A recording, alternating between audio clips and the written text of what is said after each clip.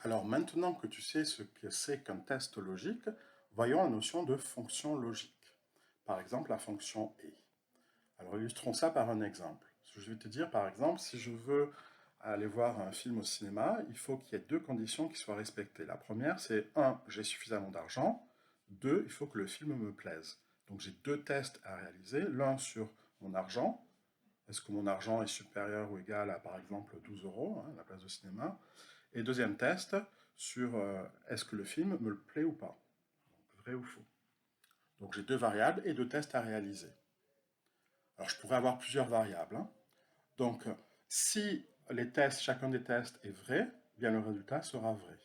Sinon, s'il y en a un des deux ou un des trois qui est faux, eh bien le test sera faux.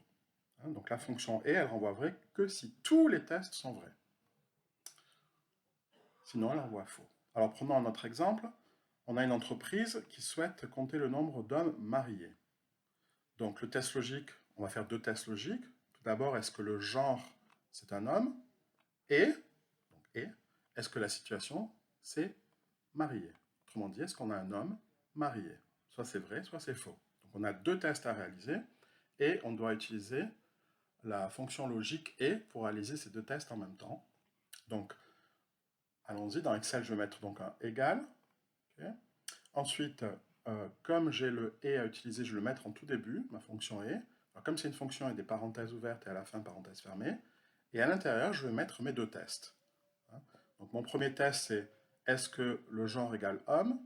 Donc le genre se trouve en C, donc cette cellule-là, c'est C2. Donc est-ce que C2, la variable C2, est-ce que c'est un homme? Attention, c'est du texte, hein, donc je mets des guillemets. Donc ça, c'est mon... Ici, tu vois, j'ai mon premier test, il est ici. Soit ce test est vrai, soit il est faux. Point virgule, et je mets mon deuxième test. Est-ce que E2 égale marié? E2, c'est donc la situation, hein, E2. Est-ce que c'est égal à marié? Donc soit c'est vrai, soit c'est faux. D'accord? Donc si on le fait sur Excel, allons-y. Donc, je marque égal, parce qu'on va rentrer une fonction. La fonction, c'est la fonction logique et. D'accord? Entre parenthèses. Donc, je fais le premier test. Est-ce que lui, c'est égal à un homme? Point virgule.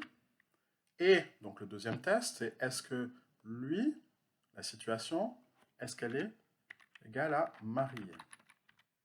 Donc c'est un deuxième test. Fermez la parenthèse. Entrée. Alors il me renvoie faux. Pourquoi? Bien, on a bien un homme, mais il n'est pas marié. Donc c'est logique qu'on est faux. Je t'ai dit, on renverra vrai que si on a homme et marié.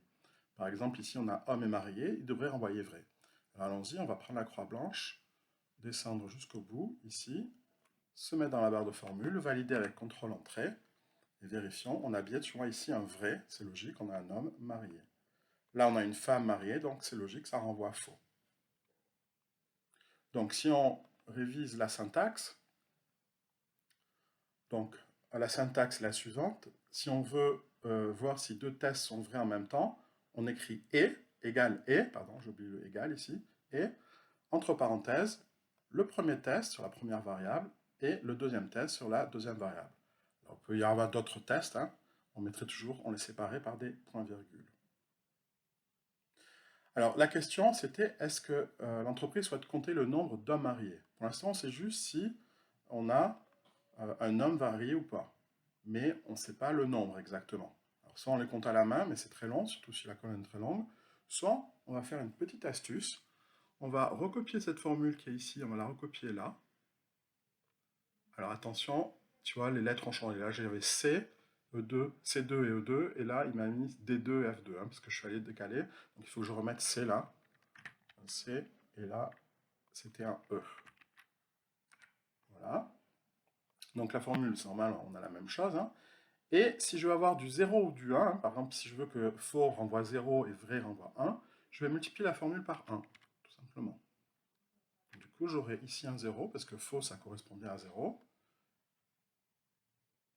J'étends la formule, plus que là, je valide avec CTRL entrée, et j'ai bien ici un vrai qui correspond à 1. Alors l'avantage de ça, c'est que maintenant j'ai des 1 à chaque fois que j'ai vrai. Donc si vous voulez savoir combien il y a d'hommes mariés, c'est-à-dire combien il y a de vrais, il suffit juste d'additionner les 1. Et pour ça, pour les additionner, je vais ici dans le total et je clique sur somme automatique. Et hop, il me dit, tu as 2 hommes mariés exactement. Donc tu vois, c'est très facile de compter le nombre de fois où on a 2 tests qui sont vrais en même temps. Donc, pour retourner 1 ou 0 au lieu de vrai ou faux, comme je te l'ai dit, il suffit de multiplier la fonction et à la fin par 1, comme j'ai fait ici, tu vois.